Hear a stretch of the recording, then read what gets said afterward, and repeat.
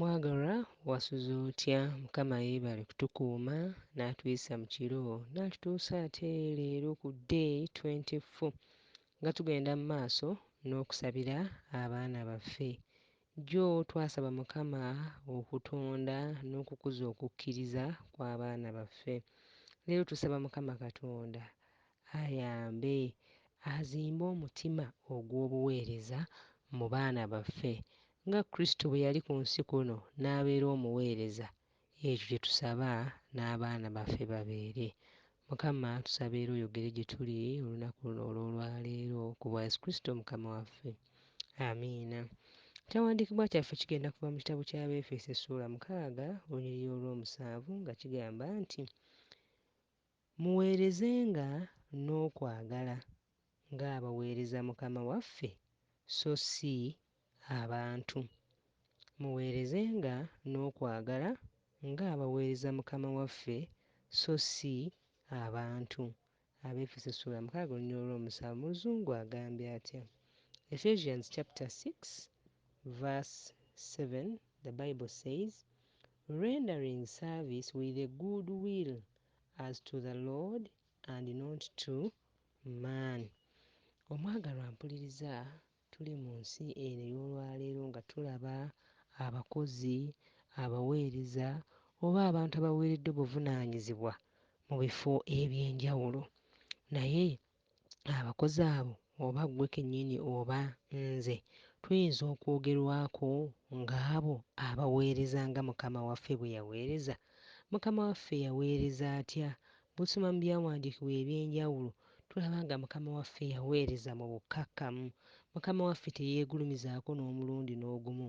Yakola ebyamagero bingi naye teyeegulumizaako. Era olw'ebyamagero ebingi bye yakola, abatume emirundi mingi oba enfunda nnyingi nga baagala okumufuula kabaka, they wanted to crown him king, naye n'agaana kubanga obwakabaka bwe teyali waafugira kuno ku nsi, wabula ye yali aleeta obwakabaka bwe baali bagenda okunyumirwa n'okweyagaliramu obwakabaka obw'omu ggulu.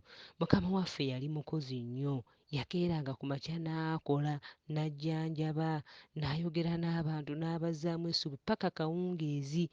Era bwe baamaliranga olunaku ebyawandiikibwa eby'enjawulo bitulaga nti ne bakoowa, abatume baakoowanga nnyo ne Yesu yennyini n'akoowa nnyo. Yesu yakoleranga mu ttiimu, yakolanga wamu n'abantu. Kyova olaba yeerondera abatume okukolaganira wamu naye bakolere wamu omulimu. He delegated work. Yatumanga abatume, gwe genda okole kino, gwe genda okole kino. Yesu yeebuuzanga ku batume era olumu n'abagambanga nti abaayi mmwe abantu mubafunire ekyokulya, mubalabire ekyokukola. So he delegated work. Kale abaagalwa, Mukama waffe mu mbeera ezo characteristics ezo twogeddeko ez'obuweereza, eza servant leadership, nze naawe Mukama bawadde obuvunaanyizibwa obw'enjawulo tuzirina? Bwe tuba nga tetuzirina oba nga tuzirina naye nga tukirabye nti nkulu nnyo era za muwendo, y'ensonga lwaki olwaleero tulina okusaba Mukama Katonda ayambe abaana baffe abazimbemu virtues ezo ez'obuweereza: humility, diligence, teamwork, delegation and consulting with fellow workers. Maama White mu kitabo kya Church Leadership, page 12, paragraph 4, alina quotation gy'awandiika ng'agiwa eri abo abaweereza, abanaaweereza mu mutima ogw'obukkakkamu. Agamba atya: there is much for men in responsible positions to learn. When men feel that their ideas are without flaw, it is time for them to change their position from president to that of a learner. Nti abantu bwe balowooza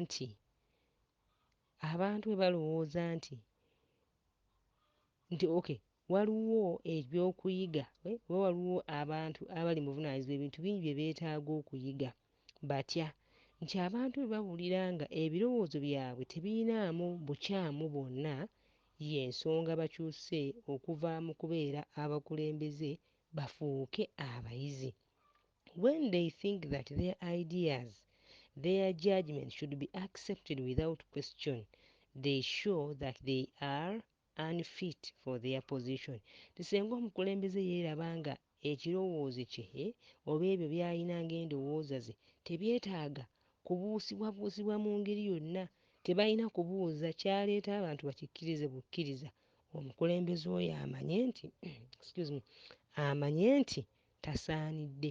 Kifo ekyo kiki ekitegeeza ti omukulembeze omukkakkamu, a servant heart, a servant leader alina okubeera oyo ayaayaanira okuyiga bulijjo.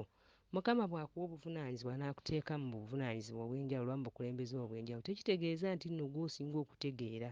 Nedda, naye kitegeeza akutaddewo okozese ekifo ekyo otaapinga amagezi okuva mu bantu ab'enjawulo abangi abalina ebirowoozo ebingi, abalina entegeera ez'enjawulo oboolyawo eziyinza okuyamba okugatta omuwendo ku mulimu gw'obeera oweereddwamu obuvunaanyizibwa oba mu kifo ekyo eky'obukulembeze mw'oli.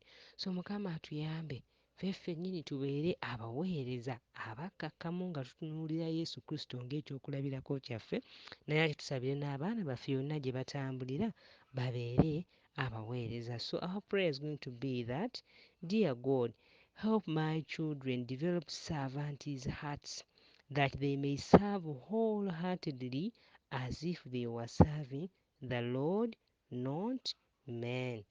Mukama waffe atuyambe ate era ayambe n'abaana baffe okuweereza nga bamanyi nti nno tebaweereza bantu wabula baweereza Mukama Katonda, kubanga Mukama Katonda ayagala obukkakkamu, ayagala okukola nga tukola n'omutima gwaffe gwonna, ayagala tukolere wamu n'abantu abalala, ayagala tubeere abo abalina emitima egiyigirizika.